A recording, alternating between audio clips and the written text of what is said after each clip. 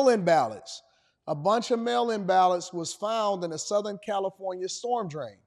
Check it out. An alarming find in Sierra Madre just weeks before the November 5th election, a stack of ballots in a storm drain. As Eyewitness News reporter Sid Garcia tells us, it's a reminder to contact your registrar of voters if your ballot doesn't show up in the mail.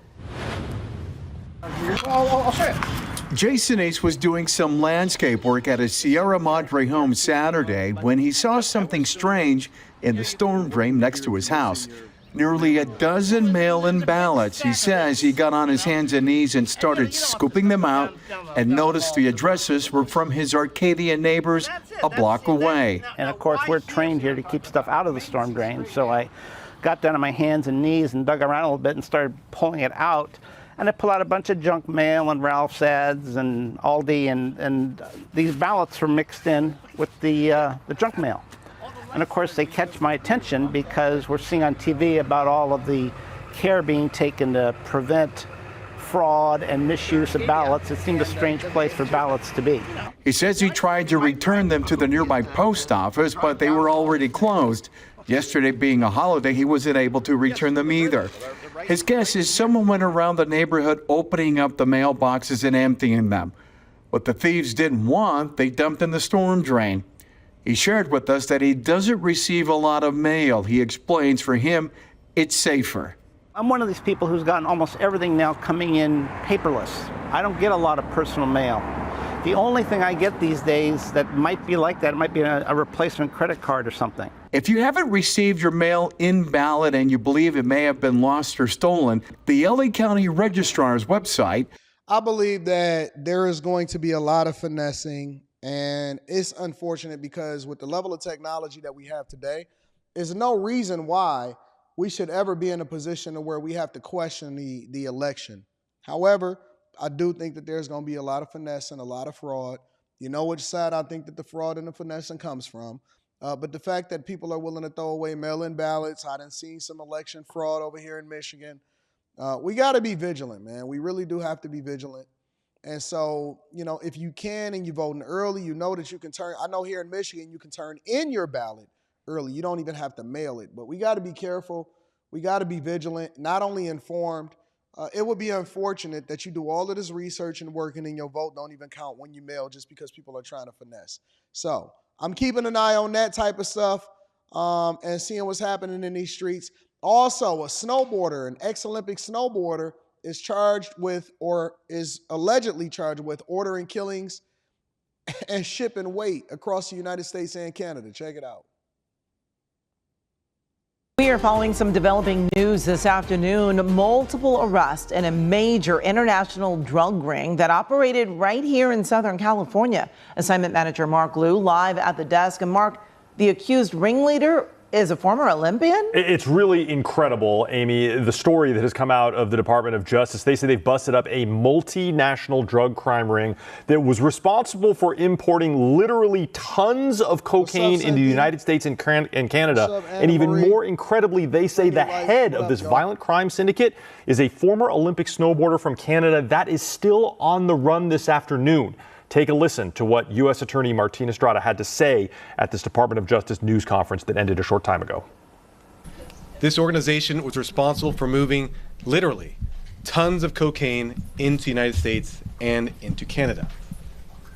This group was led by an individual named Ryan Wedding.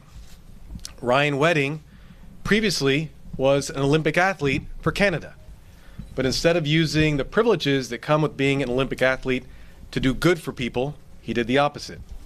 He chose to become a major drug trafficker, and he chose to become a killer. Now, these are photos of suspected crime boss Ryan Wedding when he competed for Canada in the snowboard event in Salt Lake City in 2002. Now, he didn't medal in that event, and the FBI and the DOJ says that over the next 22 years, he embarked on a life of violent crime. The DOJ and the FBI says that Wedding and his accomplice named Andrew Clark ran a criminal organization that moved up to 60 tons of cocaine into the United States and Canada every year.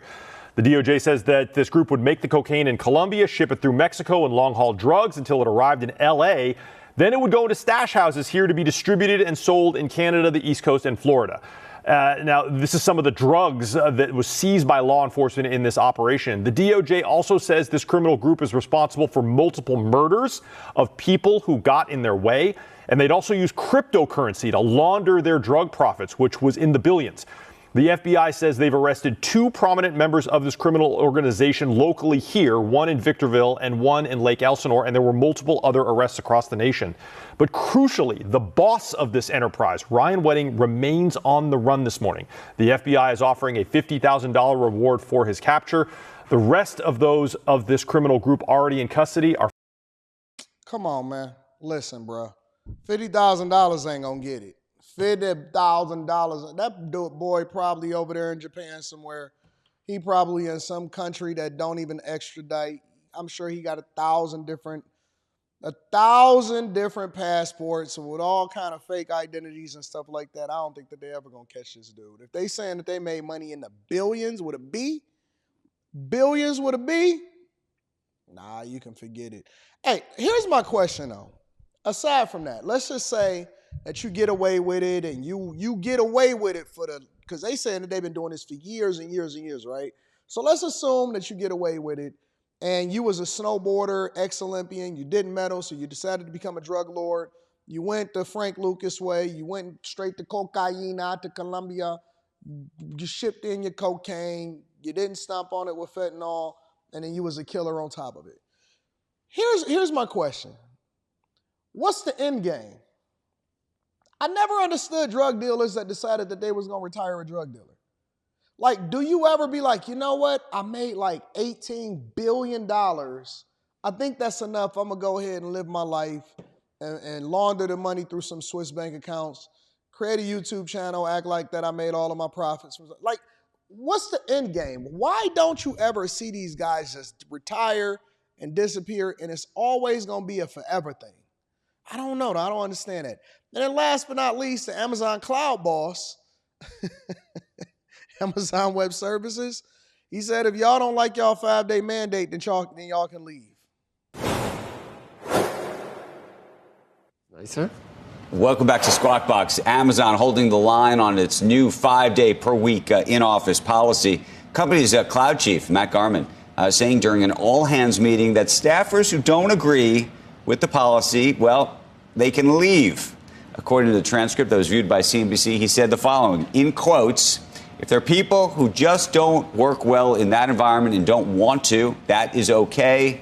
There are other companies around. So you've got the message, folks. Garmin said he's been speaking with employees, and 9 out of 10, he said, of the people he believes were excited about the change. When asked for comment, a spokesman telling CNBC that, quote, Amazon has observed that working in office helps teams be more collaborative and effective. Look, I think the other issue is when part of the team's in office and part of them is You see how sweet their studio is? You see how they got their round table and stuff like that? Next year, in the beginning of the year, before February, we should have completely new sets. I'm spending 6 figures. It's Carrie's fault, too. I'm spending 6 figures to build multiple different shows and multiple different sets. So everything that you see here, take it in right now. The don't do coke in the bathroom background, all of that, take it in, because it's going to be completely different next year. And it's going to rival the sets of all of these other different shows that y'all see on here. That's national news. But let's continue.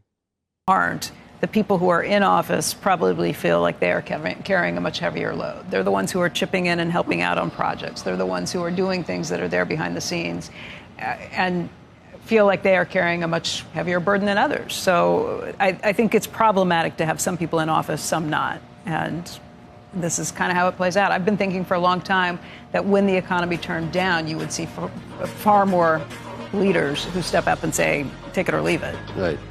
We're not in a down economy yet, but you are starting to see leaders speak up. Pandemic's over. Let's go. That's LFG. The only thing that I think is worth pointing out is that, and you can say that they're academics and maybe you don't care, but the science behind this, those who've done the Adam Grants of the world, who have done lots of experiments on productivity and the like, will tell you Sounds like a social science. I know that's why you don't believe in it. But I'm saying they will tell you over and over again that the science is actually at odds with this and at odds with that. The way science has been hijacked from the left, I don't even believe regular science. I know you don't believe. I know you don't believe science, but I think the suggestion is that I got more science than you ever have in your life. That sort of a hybrid style environment where there's what's called deep work, where people can do that at home and be more effective. Depends on what the jobs are. It depends on what you're. Let me tell you something. They can say whatever science they want. I know, I know that most people that work from home do not put in the full 8 hours. Not even close. I don't even think that most people that work from home put in a good 3 hours for most days. Unless you are like customer service rep, you're doing the person that's fixing all of the passwords, or you some kind of online rep where people can call in or whatever like that. Unless you're doing that type of work, and they still be playing video games. I remember I had some homies that was doing that a long time ago, and this was before the pandemic or during the pandemic, and they was up there gaming it up, playing games. They had all kind of nonsense going on. I remember I called in, I forgot what company it was. I called in and I could hear the baby in the background and stuff like that. Man, listen, bro, you can use whatever metric that you want, but I know for a fact that most people that work from home, forget your studies, I don't even know how they can measure that. How can you measure the level of productivity at the crib than the people that's going into the office? That's nonsense. No way, no how. No way, no how you can cap that. That is a lie. 99.9 people that work from home is out here finessing.